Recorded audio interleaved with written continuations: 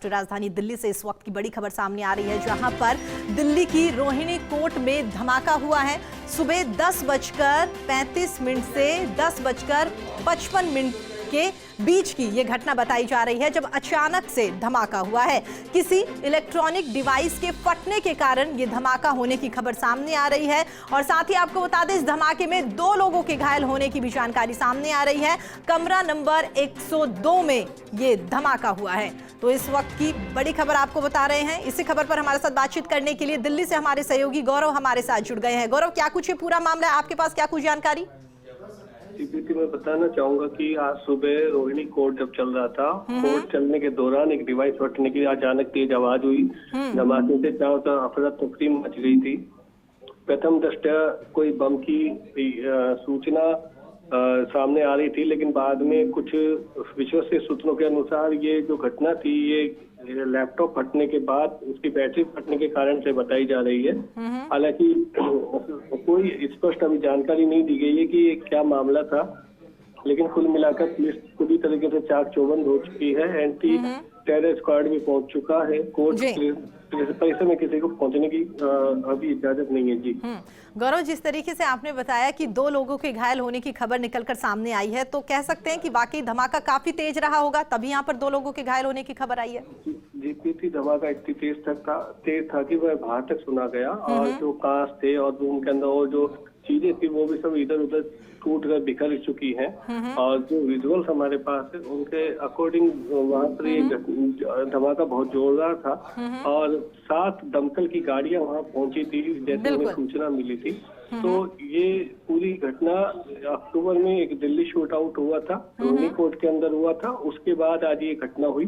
तो कुछ लोगों ने इस घटना को उससे जोड़ते हुए भी देखा है कि कहीं ये घटना उससे जुड़ी हुई तो नहीं है, लेकिन वर्तमान में हम ये कह सकते हैं कि अभी तक स्थिति स्पष्ट नहीं हो पाई है कि ये धमाके की वजह क्या है। जी, पुलिस प्रशासन भी वहां पर मौजूद रहेगा। जिस तरीके से आपने बताया कि लगातार जांच वहां पर की जा रही है, उनके किसी अधिकारी से आपकी बात हुई हो, उनका क्या कुछ कहना है? और अगर फिलहाल माहौल की बात करें तो कोर्ट में क्या कुछ स्थिति बनी हुई है गौरव?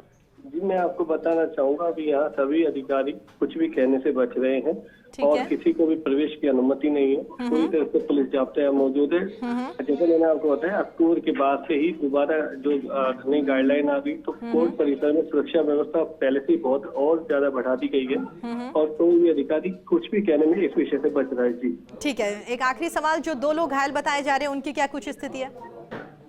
सामान्य रूप से घायल हुए, उनको हॉस्पिटलाइज कर दिया गया है, और प्राथमिक उपचार भी चल रहा है। ठीक है गौरव, इस पूरी खबर पर आप अपनी नजर बनाए रखेगा। दोबारा आपका रुख करेंगे तो आपको बता दें, दिल्ली से हमारे सहयोगी गौरव हमारे साथ जुड़े हुए थे। जिस तरीके से उन्होंने बताया, अचानक से रोहिणी कोर्ट में धमाका हुआ है। कमरा नंबर 102 की ये घटना बताई जा रही है, जहां पर अचानक से धमाका हुआ। कहा जा रहा है कि किसी इलेक्ट्रॉनिक डिवाइस के फटने के कारण ये धमाका हुआ है।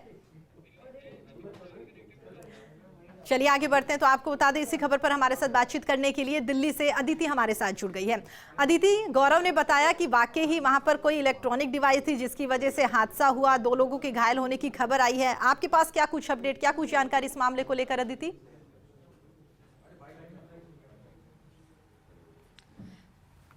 बिल्कुल, आपको बता दें कि कमरा नंबर 102 में एक लैपटॉप था और टिफिन भी उसमें था, और वहां पर ब्लास्ट हुआ। माना जा रहा है कि लैपटॉप के अंदर एक ब्लास्ट हुआ, रहस्यमय है।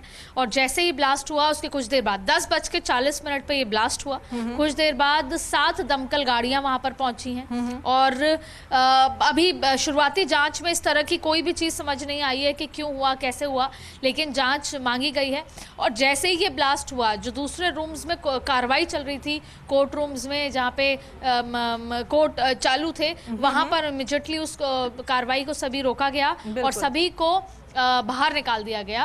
और देखिए, रोहिणी में पहले भी शायद इसी साल के सितंबर में एक शूट आउट भी हुआ था। एक गैंगस्टर थे, कोई गोगोई, वो वहां पर पहुंचे कोर्ट रूम में, और 2 जिन्होंने शूट किया था वो वकील थे, वकील के कपड़ों में थे। और जैसे ही हियरिंग शुरू हुई, उन्होंने अपनी बंदूक निकाली और शूट किया। गोगोई को, गैंगस्टर वहीं मर गए, लेकिन क्रॉस फायरिंग में वो दोनों जो शूट करने आए थे वो दोनों भी मारे गए थे।